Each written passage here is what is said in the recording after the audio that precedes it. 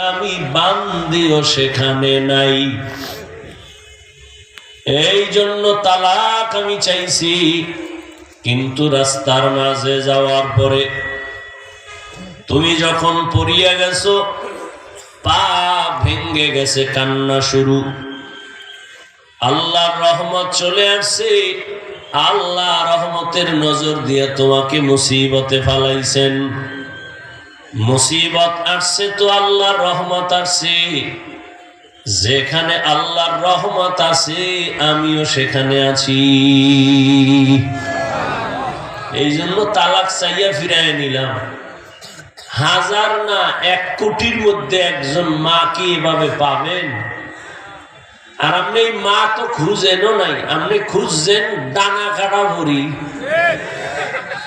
আর মোবাইলে যেই পরিমাণ আকাম করেন সারা রাত, দরওয়াজা জানালা বন্ধ করে, মাইয়া পোলার হক আদায়ের চিন্তা নাই, বউয়ের হক আদায়ের চিন্তা নাই, সারাটা রাত মোবাইলের হক আদায়ে কবিরা গুনাহ কবিরা গুনাহ কবিরা গুনাহ করে সারাটা রাত কাটান।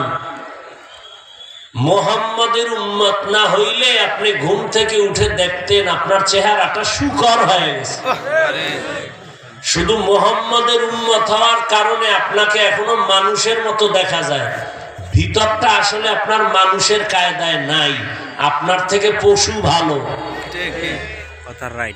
একটা কুত্তা ও বাচ্চার হক আদায় করে, একটা গরু বাচ্চার হক আদায় করে, আকাশের উড়ন্ত পাখি সারাদিন ঘুরা পেট বইরা বাচ্চার খানা নিয়ে বাসায় আসে।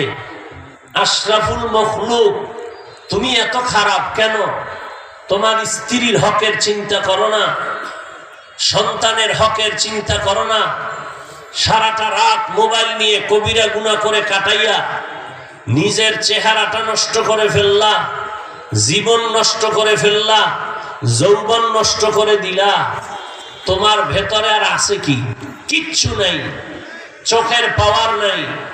এই মোবাইলকে কেন্দ্র করে তোমার হার্ট দুর্বল, এই মোবাইলের কারণে তোমার কিডনি ড্যামেজ, এই মোবাইলের কারণে তোমার ব্রেন দুর্বল, এই মোবাইলের কারণে তোমার চোখের পাওয়ার দুর্বল, এই মোবাইলের কারণে তোমার লেখাপড়া ধ্বংস, এই মোবাইলের কারণে কত যুবক মায়ের সাথে গাদ্দারি আর বেয়াদবি করেছো, এই মোবাইলকে কেন্দ্র করে বাবার সাথে কত সন্তান বেয়াদবি করেছো, এই মোবাইলকে কেন্দ্র করে কত ছাত্র শিক্ষকের সাথে বেয়াদবি করেছো, এই মোবাইলকে কেন্দ্র করে কত মুরব্বীর সাথে গাদ্দারি করেছো।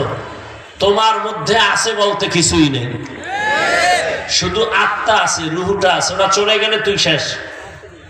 চরিত্র নাই, যৌবন নাই, জীবন নাই, লেখাপড়া নাই, আছে বলতে তোমার মধ্যে কিছুই নেই। চেহারা দিয়ে তাকাইলে মনে হয় কি আর বলবো, ভালোর জন্য বলতেছি, মনে বড় কষ্ট। অথচ তোমার মতোই তো যুবক, আলিফ বাতাও পারে না, স্কুল কলেজে পড়ে, চাকরি করে, ব্যবসা করে, 5 ওয়াক্ত নামাজও পড়ে, দাড়িওয়ালা, এরকম নাই? আর তোমাকে কি বয়ান করব? তোমার জন্য জীবনের এই একটা বয়ানই যথেষ্ট। ঘরের দরজা জানালা আটকাইয়া, যুবক বাসায় গিয়া দরজা জানালা আটকাইয়া অন্ধকার করবি, বাতি জ্বালাবি না, নিজের পায়ের জোতাটা খুইলা কপালে বাড়ি মারবি, আর নিজেরে বলবি, এ কপাল পরা, তোর উপরে কার অভিশাপ লাগছে? তোর মতো যুবক স্কুলে পড়িয়া নামাজ পড়ে, তুই পারস না কেন? তোর মতো যুবক রাস্তায় গাড়ি চালায়, নামাজ পড়ে, তুই পারো না কেন? তোর মতো সন্তান জেনারেল লাইনে, র্যাব, আর্মি, পুলিশ, বিডিআরের চাকরি করে, doctor, professor, engineer, OC, DC SP নামাজ পড়ে, তুই পারো না কেন? জুতা দিয়া নিজের কপালে নিজেরে বাইরা, আর কোনো বয়ানের দরকার নাই তোর জন্য। সুবহানাল্লাহ। আল্লাহ যদি কপাল না খুলে, আমি হাফিজুর রহমানকে স্বয়ং রসুলের বয়ানও কপাল খুলে না। যে নবীকে এক নজর দেখলে জাহান্নামের আগুন হারাম, যেই রসুলকে এক নজর মোহাব্বতের দিকে তাকাইলে জান্নাত ওয়াজিব, যেই রসুলের দিকে মহাব্বতের নজরে তাকাইলে ক্ষুধা থাকে না, সেই নবীকে একদিন না 13 বছর সামনে বসে দেখছে, নবীর মজার বয়ান শুনছে, কপালে কালেমা জুটে নেই।